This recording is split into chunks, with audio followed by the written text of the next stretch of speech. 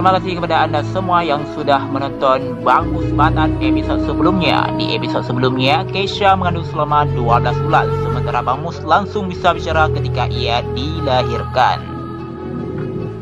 Episod 2. 5 tahun kemudian.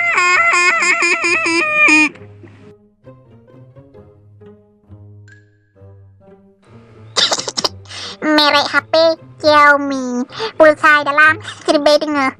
Imbang cerah nak buka Facebook, mau pakai internet hana. Kacau ke.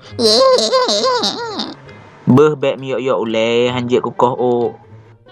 Menya hanjik nak ko tengah bengah menjak pakai bawah nembah blokat dua boydang beh nak purno ko beh. Ai mus ka iem bek mung pep tat kuman bek go ku apit uluan tu. Nyawat tok gara-gara drone bang. Gara-gara drone ke kena duit bu ya. Lagi pap mai drone.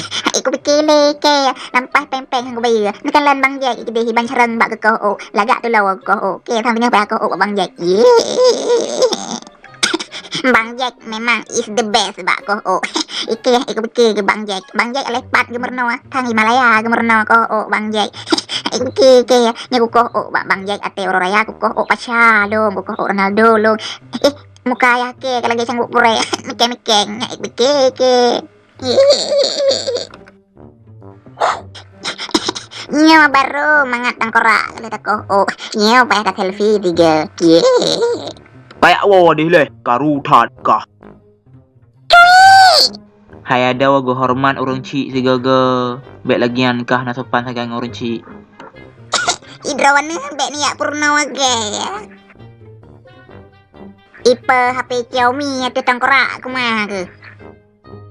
Nah kadang makanya bek ya tua-tua ke kena purna orang tua. Kupeh bak ulayan dengi ngende. Peng upah ko dicok riang lumi ya cok deh. Hai mak, long anyo ngan ayah ku jak ko gede bak ku dai bang Jack. Pưa jak ko rugo peng meteng kiban ni ko hanaga tagai. Man menurut idrone mak kiban cit ku ko bulaga. Nu pegah bak long. Kakoh bubota aju. Idrone mak nah macam-macam bota. Sawa kalen bota lagi selera orang tua nam oban bota. Menya bota hana payah bau sampo wate tamano.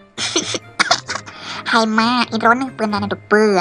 Ilong walaupun lagi yang hai mak tampo ku ci sebab 3 minggu 3 ke mana. Pea ka pegah? Kah 3 minggu 3 ka mana? Kapreh nyo kumat bagi pek ku tiak langmon ke.